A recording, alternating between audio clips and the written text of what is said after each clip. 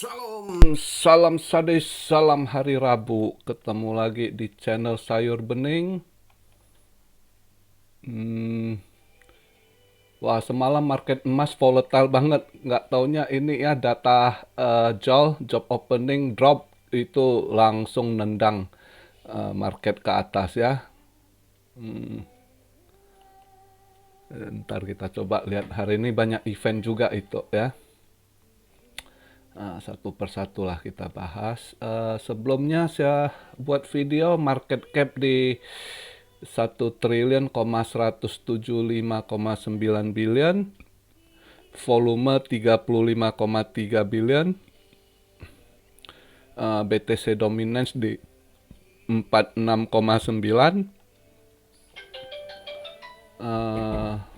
BTC di 28.522, ETH di 1862, BNB 323, XRP 46 sen, Cardano 38 sen ya. Ada ini. Jadi kemarin BTC sama emas yang agak disorong ke atas setelah ini ya. Yang dimana posisi kemarin cuma 28.000, drop dikit 27.900, 28.000 di situ sampai keluar data job opening itu market baru gerak nendang ke atas. Sempat ke 28.900 tapi terus dailynya tadi nutup di 286. Nah ini agak drop dikit ya sideways gitu dan nunggu malam inilah ya kan. Emas yang nggak nyangka. Emas saya pikir kemarin kalau hijau-hijau tipis nggak taunya karena saya pikir kemungkinan emas hari ini yang lebih tebal hijaunya. Saya kirain karena saya agak yakin Fed akan naikkan interest rate 0,25 itu yang agak lebih efek ke emas untuk lebih hijau tebal seharusnya. Karena dengan dinaikkan rate itu uh, tekanan resesi semakin besar, pasti orang akan ke emas. Nggak taunya semalam job opening yang drop signifikan itu udah langsung micu emas hijau tebal di luar perkiraan lah. Ya, uh, ternyata uh, saya pikir turun tapi saya pikir ikut forecast, maka kemarin saya perkirakan ikut forecast ya mungkin emas cloud merah-merah tipis, hijau-hijau tipis juga gitu. Nggak taunya dropnya jatuhnya banyak, job opening itu yang dihitung dengan perbandingan unemployment rate itu drop 1,6 itu sama saja seperti penurunan yang terjadi di bulan bulan November kalau nggak salah tahun 2021, drop segitu rendah ya, pembukaan lapangan kerja gitu. Makanya emas langsung nggak nyangka saya tadi pagi nutup plus $34 loh, gila, aduh. Saya pikir justru hari ini agak tebal karena saya perkirakan ternyata mereka lebih cepat ambil action. Mungkin mereka juga udah perkirakan hari ini emas juga Fed akan naikkan ya. Tapi emas saya rasa masih akan hijau. Kalau kita lihat ininya event hari ini, kalau kita lihat event hari ini mulai jam 8.15, 7.15 dulu itu ada ADP non farm payroll. Ya, itu ada, tapi ADP mengalami kenaikan ke forecastnya yang dimana previousnya sebelumnya 145.000 ini ada kenaikan 148.000 ya, 715 terus 845 sebelum jam 9 itu service PMI ya, itu juga pengaruh, service PMI pengaruh, ada lonjakan juga.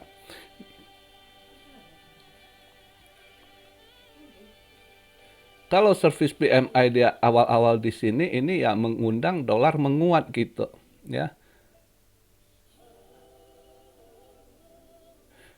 Jadi hari ini kayaknya market akan banyak volatile gitu. Terus juga setelah itu jam 9 dia ada ISM non manufacturing PMI, ya kan?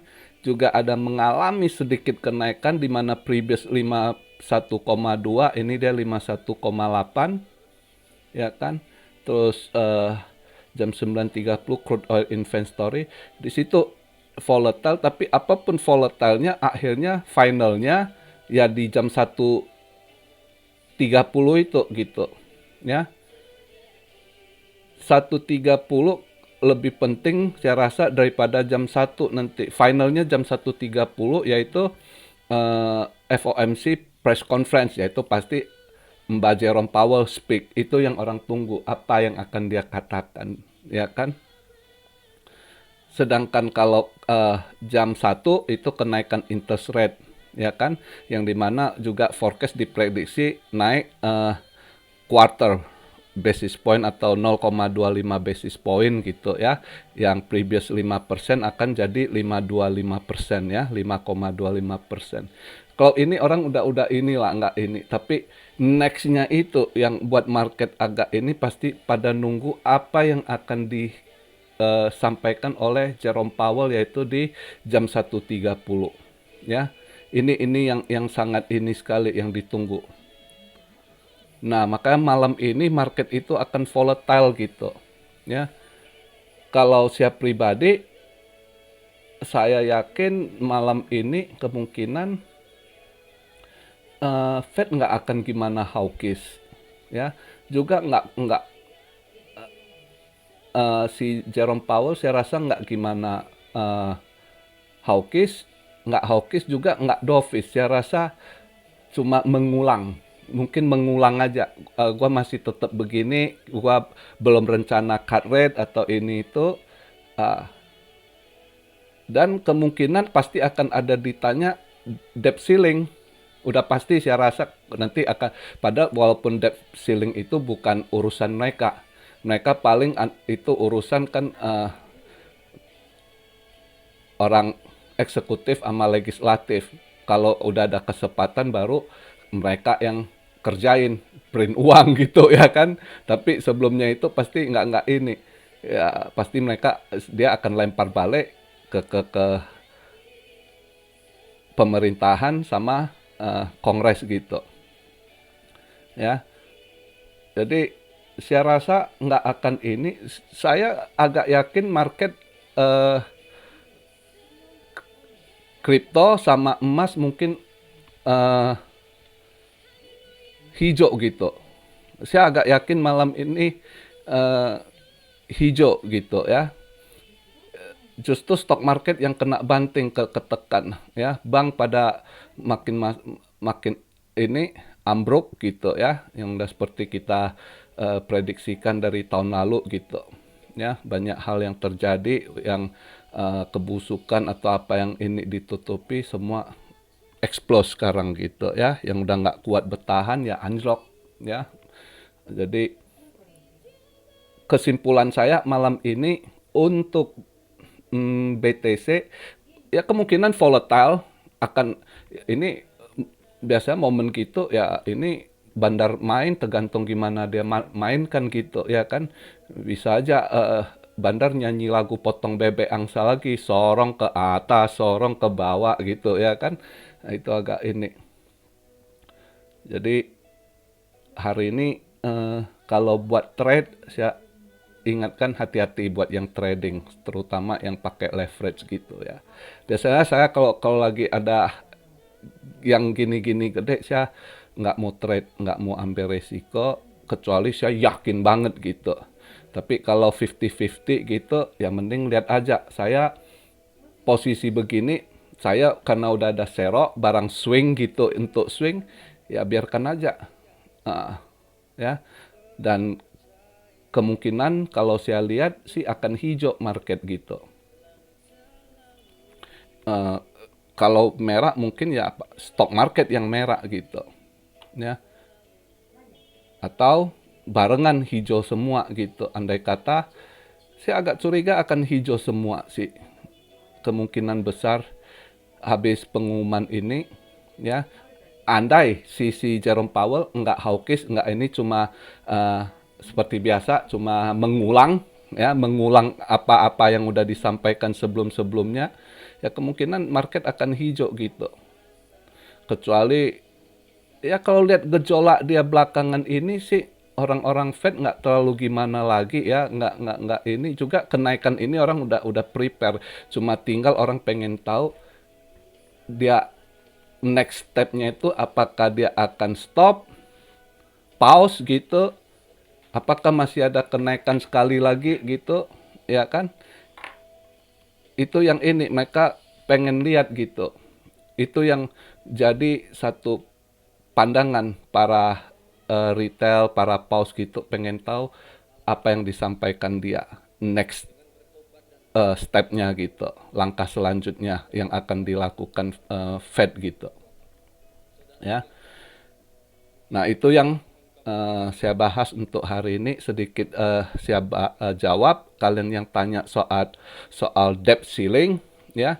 Debt ceiling ini kalau kalian lihat berita, Janet Yellen udah teriak-teriak katanya kalau nggak ada kesepakatan, ya kan, eh, bisa aja tanggal 1 Juni ini mereka gagal bayar hutang gitu, udah nggak ada duit di kas negara, nggak ada duit lagi gitu, ya kan. Nah, ini masih ulur tarik gitu soal debt ceiling ini. Kalau selama ini dari historinya ujung-ujungnya tetap ada kesepakatan. Tapi kali ini belum tentu juga, ya, karena kali ini eh, Republikan juga keras gitu sama mereka gitu, ya. Jadi mungkin dicari alternatif lain atau apa ya kita nggak tahu. Kita lihat mereka udah prepare next ininya, yang udah pasti eh, bank-bank itu akan collapse, ya. Semakin bank akan collapse gitu. Apakah efek ke kripto? Enggak juga. Sebenarnya kalau dilihat ininya, skenarionya juga Fed udah nggak peduli sebenarnya bank-bank yang collapse. Cuma mungkin kalau dia agak peduli yang ada hubungan sama dia gitu ya, sama ini yang kerjasama kuat gitu. Tapi itu juga tergantung lihat situasi sekarang udah masing-masing. Posisi kondisi politik dia di Amerika sekarang sangat memanas, sangat nggak nentu gitu. Banyak pejabat-pejabat teras atas, elit-elit itu eh,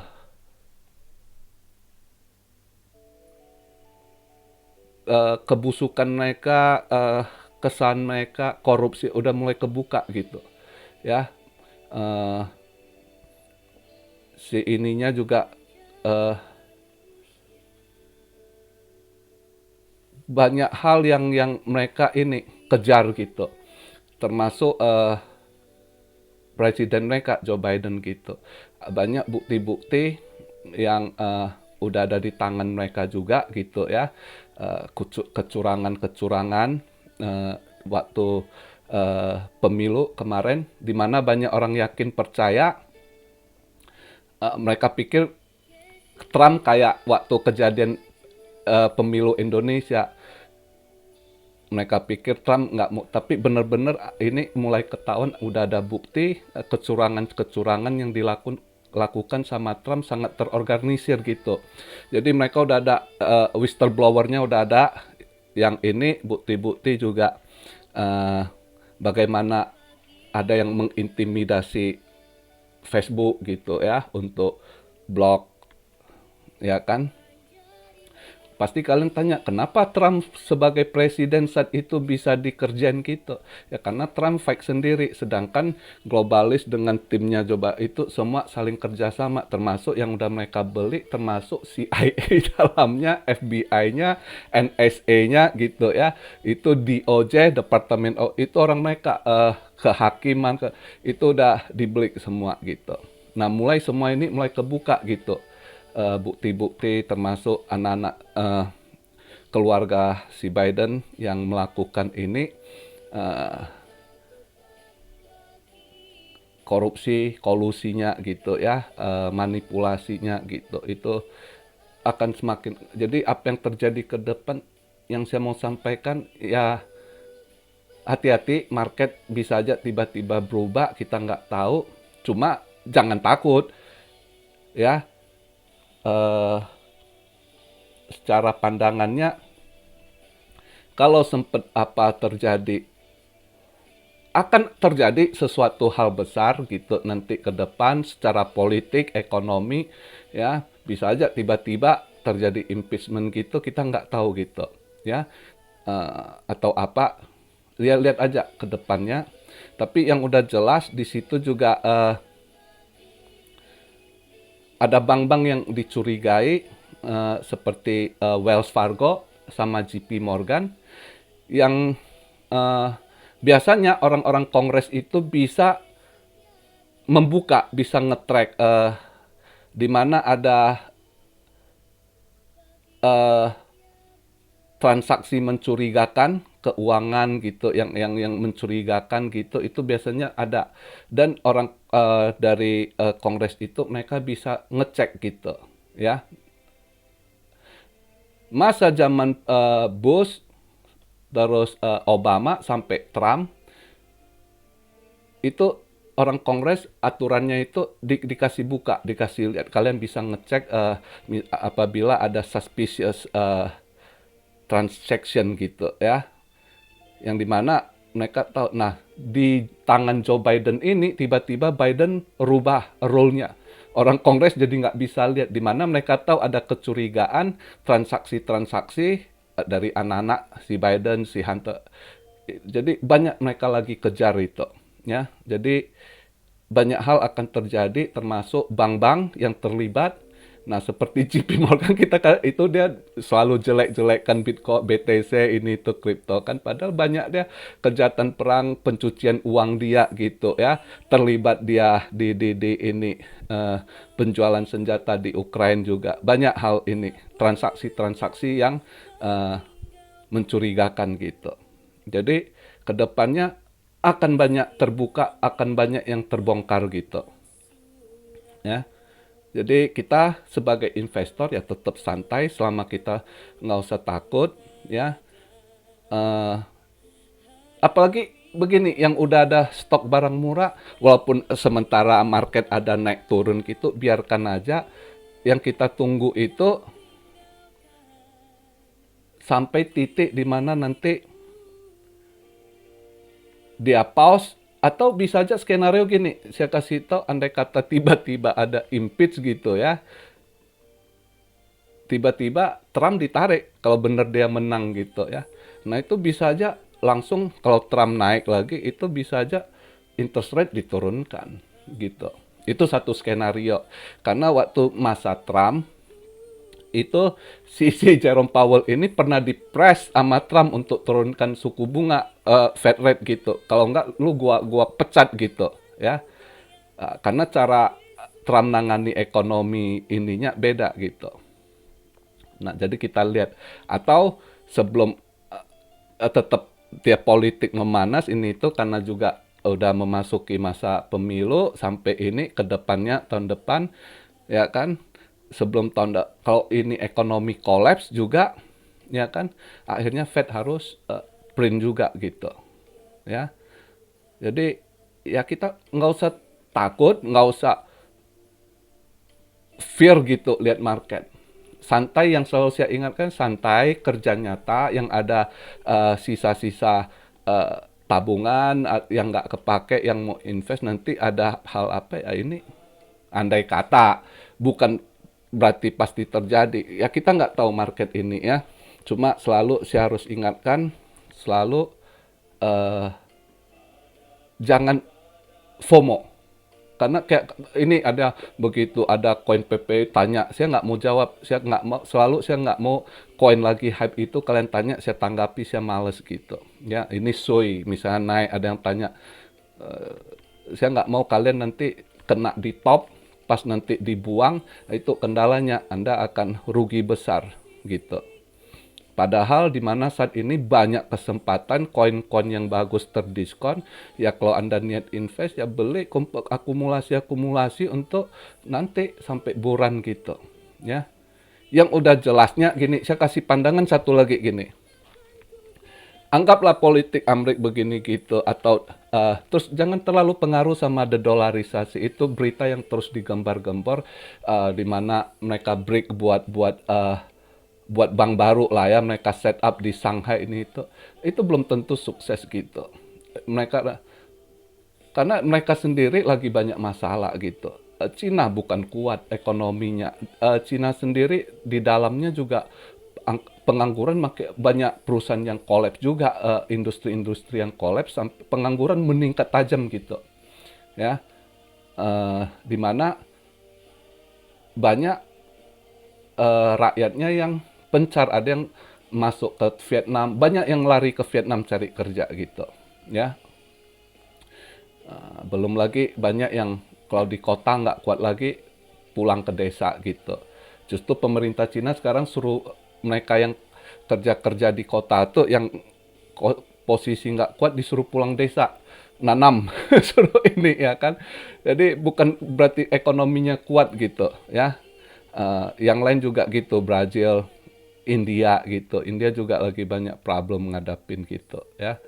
Jadi jangan terlalu terpengaruh sama dedolarisasi gitu. Masih butuh panjang kalau mereka mau jatuhkan dolar, bukan seperti yang banyak para pakar bilang, oh kalau orang ninggalin dolar satu malam Amerika, enggak gitu. Itu orang pembahasan yang tidak logik gitu ya, yang nggak tahu cara kerja duit, putaran dolar di dunia gitu ya.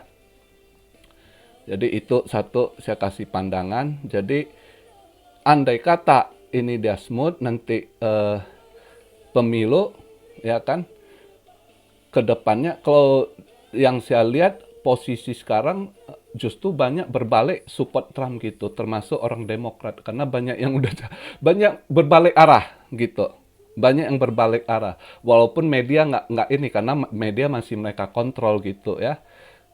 Jadi yang kita mau lihat itu yang media-media netral gitu. Ada satu dua yang lewat YouTuber gitu. Jangan mainstream. Media mainstream itu masih dikontrol sama pemerintah gitu. Ya. Termasuk YouTube aja, Google ini kalau kita salah ngomong ini langsung dikasih peringatan gitu. Nah, kedepannya andai kata Trump menang, ya kan, itu pola ekonomi berubah gitu. Ya. Dan belakangan Trump lebih support kripto, termasuk anaknya Eric Trump itu sangat support sekali NFT gitu ya. Itu andai kata kedepannya nanti tahun 2024 Trump menang jadi presiden, wah 2025 bulan itu wah mantap sekali itu, koin-koin NFT anaknya support ke Polygon. Si Trump pakai Polygon itu ya, sekilas inilah. Jadi kita lihat aja ke depan. Itu yang saya bahas untuk hari ini, biar ada masukan di mana ada berita yang kalian tidak tahu, ya kan? Nah, itu yang saya kasih tahu. Oke. Jadi begitu aja. Salam Siario dari Tokyo. Mari kita lihat malam ini, mungkin market akan volatile. Uh, Pakai ikat pinggang. Seat belt. Ya kan? Lihat daratnya gimana, atau cuma gelombang, atau agak tajam nungki naik lagi ya kan, kita lihat aja. Oke. Salam Siario dari Tokyo. God bless you all. Be blessed, be blessed, be blessed. Immanuel, haleluya.